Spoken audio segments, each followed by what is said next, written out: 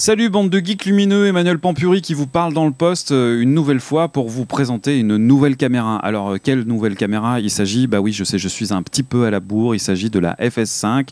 Elle a été annoncée au mois de septembre, comme vous le savez, j'ai été parmi les heureux primo accessibilisants. Ah, j'ai un problème là. J'ai un problème de texte là, il va falloir le prompteur est pas bon, je suis désolé. J'ai été parmi les premiers chanceux qui ont eu l'autorisation et je dirais même l'extrême honneur d'avoir le droit de poser mes papates et mon neneuil sur cette petite caméra à Amsterdam pendant le salon IBC en septembre dernier. La FS5 c'est quoi? On va l'appeler par son petit nom, hein. FS5 c'est quand même plus mignon que PXW, FS5, Sony, tralalaire, toujours autant de poésie dans l'invention de ces noms de caméras chez les constructeurs japonais en particulier. J'aime beaucoup, je dois le dire.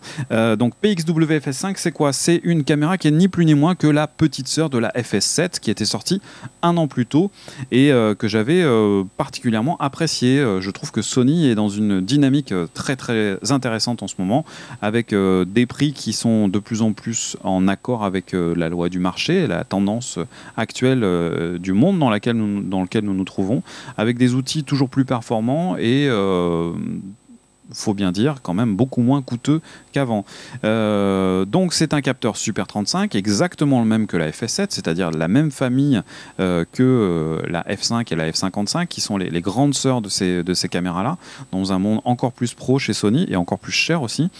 Et dans un boîtier qui est tout petit, tout rikiki, tout mignon, qui conserve un petit peu l'ergonomie de la grande sœur de la FS7 avec ce boîtier un peu arrondi mais beaucoup plus rikiki et complètement modulable puisqu'on peut enlever tout un tas de choses pour rendre le boîtier ultra compact pour pouvoir éventuellement l'accrocher sur un gimbal, enfin un stabilisateur 3, 4 ou 5 axes comme c'est à la mode actuellement, ou sur un drone avec des fonctionnalités aussi de prise RS qui vont permettre de télécommander la caméra à distance via des appareils de pilotage radiophonique. Non, radio tout court, pas de phonique. Alors, j'ai un nouveau micro, enfin non, j'ai pas un nouveau micro, j'ai ressorti un micro parce qu'on me dit, ouais, tu soignes pas assez le son. C'est vrai que des fois, je donne des conseils en disant, les gars, on fait de l'audiovisuel, faut arrêter de faire le con et faites du bon son. Mais des fois, je fais les mêmes conneries, c'est-à-dire faites ce que je dis, pas ce que je fais. Voilà, c'est très mal, j'ai pris une petite baffe. Je me suis auto-flagellé devant la glace. Voilà, donc la FS5, je l'ai prise dans mes papates là, et de quoi on parle? On parle de cette chose-là. Donc vous voyez, ici je l'ai montée avec une optique Vedra, et comme vous pouvez le voir, on a cette fameuse poignée rotative qui est toujours présente ici, qu'on va pouvoir tourner, incliner un petit peu comme on le fait depuis longtemps chez Sony, hein, depuis le X1, on va dire qu'il y a même eu d'autres caméras avant qui ont été faites comme ça. On a une caméra qui est avec un capteur Super 35, avec la fameuse monture E. La fameuse monture E dont la caractéristique principale, je le répète, est d'avoir un tirage optique qui est tout rikiki, ce qui va permettre d'adapter via des bagues tout un tas d'objectifs photo ou cinéma. On peut mettre des montures PL, on va pouvoir mettre des montures Leica, Pentax, vous allez pouvoir bien entendu utiliser vos optiques Canon EF chouchoute, ou vos Nikon, ou vos vieux Minolta, ou vos vieux Jupiter, vos vieux Leica M, Leica R, ainsi de suite, j'en passe. Donc tirage optique rikiki, et ici je mets une optique Vedra. Vedra, j'en parle depuis quelques temps, c'est vraiment une marque que j'affectionne particulièrement. C'est des nouveaux objectifs cinéma, ça s'appelle les Mini Prime, c'est des objectifs qui sont dessinés façon optique cinéma, avec une vraie fluidité sur la bague de pointe, avec une bague de diaph qui est non crantée, qui est totalement progressive. On a les crémaillères pour aller mettre follow focus et éventuellement des moteurs. Et il y a surtout un rendu optique qui est absolument superbe. C'est plutôt doux, c'est plus Cook que Zeiss par exemple. C'est un poil chaleureux, c'est ni trop vintage ni trop moderne, ça flaire plutôt joli. Voilà, et ça vaut pas très cher, c'est un peu moins de 1000 $ par objectif, ce qui est assez exceptionnel. Les particularités de cette caméra, donc au-delà du capteur, au-delà de cette poignée rotative, on a du son, on a deux entrées XLR, une sur la poignée à côté du micro ici, Là, ici, sous le petit capuchon, nous avons une entrée XLR et une autre à l'arrière, ici, de la caméra, ce qui fait qu'on peut, même si on a envie d'enlever cette poignée pour gagner en compacité ou pour la fixer sur un drone ou sur un gimbal, conserver quand même une entrée son XLR. La poignée est dotée aussi d'un support iMyShoe, le fameux multi-interface Shoe, qui va permettre notamment de brancher toujours le récepteur HF, mais tout un tas d'accessoires aussi, comme des minettes à LED et ainsi de suite de chez Sony. Je rappelle que ce système permet donc de plugger le récepteur HF Sony sans avoir besoin de brancher aucun câble, pas de câble son, pas de XLR, pas rien du tout. Et c'est aussi alimenté par la caméra. Donc du coup, bon, ça pompe sur la batterie de la caméra, mais on a moins à se soucier d'acheter des piles pour mettre dans le petit micro. C'est très malin, j'adore ce truc-là. J'adore aussi, qu'est-ce que j'aime J'adore cet écran qu'on va pouvoir orienter, mettre devant, derrière. Le petit viseur est plutôt pas mal. C'est bien foutu, c'est un peu petit, ça manque un peu de grossissement. La grosse nouveauté, le truc qui tue absolument sur la FS5, c'est le système de ND variable. Comment ça marche? C'est tout simple. Vous mettez sur un filtre ND, par exemple, je vais mettre sur le filtre 1, et ici, vous avez la possibilité d'affecter cette molette-là, ou alors l'affecter aussi sur la molette qui est ici sur la poignée ou sur n'importe quel autre bouton. Vous avez un ND variable intégré qui va se mettre entre le capteur et l'objectif. Donc déjà, les opticiens purs et durs disent que c'est mieux de capter derrière l'objectif que devant.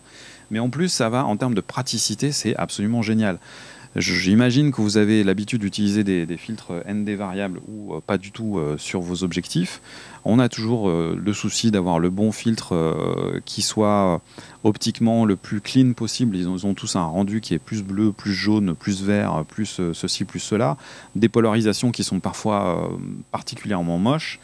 Et au-delà de ça, on n'a jamais le bon diamètre, donc on doit passer par des bagues adaptatrices pour avoir des réducteurs de diamètre ou des agrandisseurs de diamètre. Enfin bref, c'est un petit peu casse-bonbon tout ça. Et voilà, comment ça marche? Parce que Sony a été très discret sur la technologie utilisée. Il semblerait que ça soit... Alors je parle au conditionnel parce que j'ai pas encore de retour absolument signé de la part de Sony. J'ai pas le tampon et le bon 27B-7 du protocole 2448C qui certifie mes dires à ce sujet, mais il s'agirait d'un filtre qui fonctionne de la manière suivante. C'est entre deux plaques de verre, ils ont mis un système de cristaux liquides qui va devenir plus ou moins dense, plus ou moins noir, pour casser la lumière entrante. Ça sert à quoi? Ça sert ni plus ni moins qu'à fixer une profondeur de champ, travailler à un diaph constant. On décide qu'on est F4, on est à F5.6, qu'on est à F2.8 comme on veut.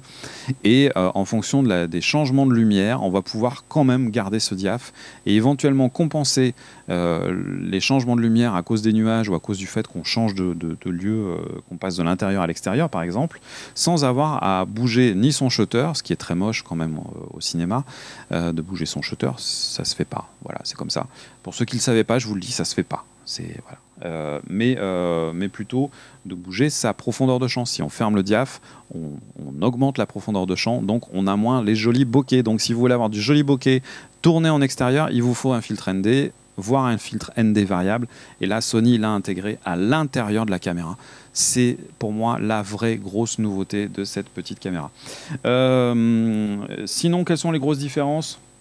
Le codec interne de la FS5 est beaucoup moins noble, beaucoup moins costaud que celui de la grande sœur, de la FS7, puisqu'on est sur un codec qui est toujours du XAVC, donc un dérivé du H264, mais qui, au lieu d'être sur des bitrates très élevés, puisque sur la FS7, je crois qu'on peut monter jusqu'à 600 mégabits seconde, là, on est bloqué à 100 mégabits, et c'est un petit peu dommage, surtout qu'on est aussi en 8 bits, ce qui est aussi un petit peu dommage.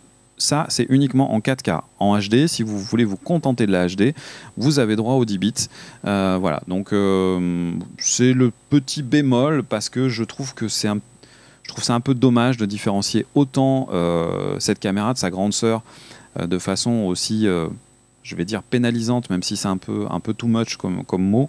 Voilà, il y a plein de gens qui aimeraient avoir une caméra de cette compacité avec ce form factor là, avec un enregistreur sur carte SD, avec un codec peut-être un peu moins bon, un peu moins fort que celui de la FS7. mais de là à descendre dans ces données techniques-là, c'est un peu dommage. Après, à l'image, franchement, ça reste relativement bluffant. J'ai fait des essais, j'ai tourné avec un court-métrage, film de Alban Chateau qui s'appelle Paris, qui est un kino qui a été projeté à Montréal fin décembre, sur grand écran, finalisé en 2K. C'est quand même quelque chose de très très joli. Il n'y a pas grand chose à dire, la compression reste très propre. Mais voilà, on aurait aimé avoir un tout petit peu plus de qualité sur ce codec-là par rapport au fait que la différence de prix au final entre les deux et aux alentours de 1000 euros, c'est beaucoup d'argent, mais c'est pas non plus le jour et la nuit entre ces deux caméras. Voilà, que vous dire d'autre si ce n'est que voilà, le choix de la carte SD est bienvenu aussi, c'est très malin parce que on peut trouver des cartes SD performantes à peu près aux quatre coins de la planète, dans toutes les boutiques électroniques, ce qui n'est pas forcément le cas du XQD ou S-by-S par exemple, qui sont beaucoup plus difficiles à trouver. Donc ça c'est chouette. Le double slot qui permet d'enregistrer sur deux cartes, c'est très malin aussi avec les fonctionnalités d'enregistrement continu. On peut enregistrer aussi en parallèle sur deux cartes, ce qui permet d'avoir une certaine sécurité. Ça permet aussi, par exemple, on a des clients des fois qui veulent les images brutes et vous ne faites pas le montage, vous ne faites pas la post-production. Donc vous pouvez très bien garder les images et en donner une carte directement au client. Il y a tout un tas de fonctionnalités, notamment l'arrivée d'une prise RJ45 pour mettre la caméra, la connecter en IP. On peut faire du streaming direct. On peut aussi aller uploader des fichiers via du Wi-Fi ou via le RJ45 sur des serveurs FTP directement via la caméra.